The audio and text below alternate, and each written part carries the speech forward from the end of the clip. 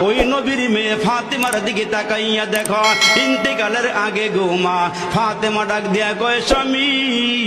মক্কা মদিনার কোন মানুষ আমারে দেখে নাই আমি লম্বা ছিলাম না বেটে ছিলাম আমি খাটো ছিলাম না মোটা ছিলাম না চিকন ছিলাম কেউ আমারে দেখে নাই জীবদ্দশায় যেহেতু আমারে কেউ দেখে নাই মরার পরেও যেন কেউ না দেখে আমারে আমার লাশটা যেন দেইকা মন্তব্য করতে না পারে হে স্বামী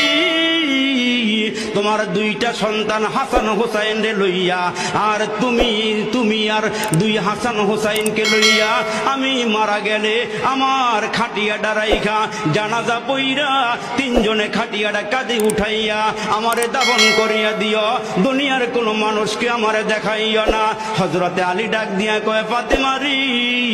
খাটিয়া বহন করতে চারজন লোক লাগে কয় চারজন লাগবে না